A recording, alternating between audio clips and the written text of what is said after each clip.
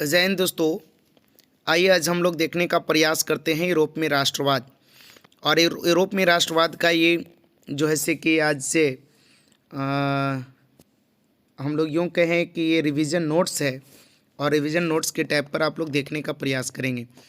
राष्ट्रवाद आधुनिक युग की राजनीतिक चेतना का परिणाम है जो एक विशेष से भौगोलिक, सांस्कृतिक एवं सामाजिक परिवेश में क्या होता है वर्णित करने का हम लोग सामाजिक परिवेश में ध्यान रखिएगा विकसित होती है। यूरोप में राष्ट्रवादी चेतना की शुरुआत फ्रांस से होती है। कहाँ से होती है? फ्रांस से। राष्ट्रवाद के विकास में सहायक तत्व, राष्ट्रवाद के विकास में कुछ सहायक तत्व हैं और सहायक तत्व में जैसे सबसे पहला है पुनर्जागरण के परिणाम स्वरूप उत्पन्न परिस्थितियाँ, उसके बाद में दूसरा है फ्रांसीसी क्रांति के आदर्श, तीसरा है नेपोलियन का सैन्य अभियान एवं प्रशासनिक व्यवस्था, चौथा है मध्यम वर्ग का उदय, है ना, मध्यम वर्ग का उदय, और पांचवा जो है वो है तत्कालीन सामाजिक एवं सांस्कृतिक परिवेश, और छठा जो है मेटरनी की प्रतिक्रियावादी नीति।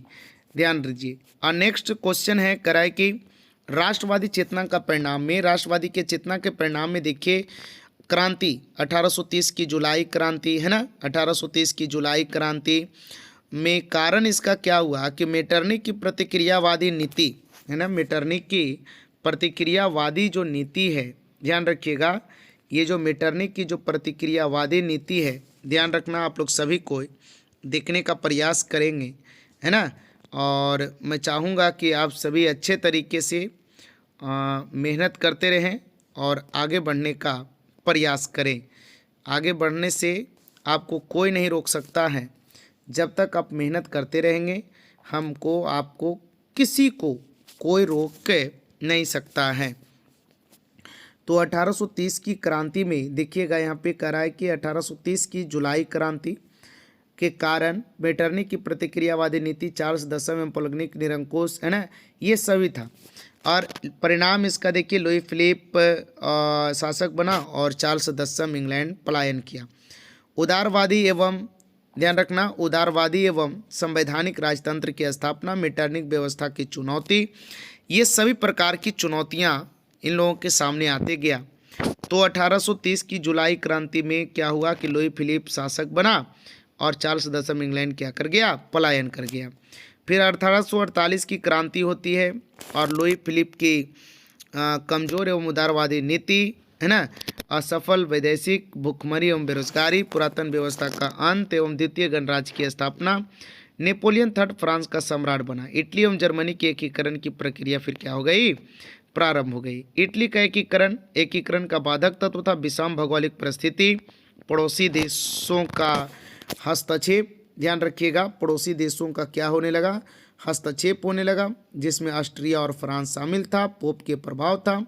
एकीकरण के महत्व, ध्यान रखना, एकीकरण के महत्व, एकीकरण के महत्व क्या कहता है से ध्यान रखना, सभी लोग ध्यान दीजिए। एकीकरण के महत्व, तो एकीकरण के सहायक तत्व जो है वो है राष्ट्रवादी, ध्यान रखिए, राष्ट्रवादी विचारधारा का प्रभाव, फ्रांस की घटनाओं का प्रभाव, उसके बाद नेपोलियन का सैन्य अभियान, है ना, उसके बाद मेटरनी की प्रतिक्रियावादी सोच एवं नागरिक आंदोलन, है ना, और मेजनी कॉनकाबुर और गैरीवाल्डी का योगदान।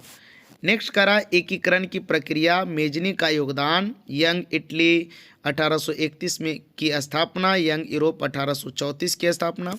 तो मेजनी के द्वारा यंग इटली की स्थापना कब किया गया? तो 1831 में किया गया, और यंग यूरोप की स्थापना 1834 में की गई। और 1848 की क्रांति के बाद पुनः वापसी व जनवादी आंदोलन की शुरुआत। 1848 द्वारा सार्डिनिया पिडमॉन्ट के शासक अल्बर्ट की पराजय के बाद पुनः पलायन। ये रिवीजन नोट्स है, सभी लोग ध्यान रखिएगा। कॉनकाबुर विक्टर इमैनुएल को क्या बनाया? प्रधानमंत्री बनाया। 1853 से 1854 के क्रीमिया युद्ध में फ्रांस का कूटनीति रूप से सहयोग, नीस और सेवाई को नेपोलियन थर्ड को देने का वादा किया। फिर उसके बाद में कह रहा है मेरे भाई कि 1859 से 60 में लोम्बार्डी पर अधिकार, लेकिन फ्रांस के विरोध के कारण वेनेशिया ऑस्ट्रिया के ही कब्जे में रह गया। 1860 से 61 में परमा मोडेना टस्कनी पर अधिकार कॉन्ट काबूर ने, ध्यान रखिएगा, कॉन्ट काबूर ने 1861 में परमा मोडेना टस्कनी पर अधिकार किया। ठीक है, उसके बाद में देखिए नेक्स्ट जो टॉपिक है गैरीबाल्डी, हम लोग अभी देखा मेजनी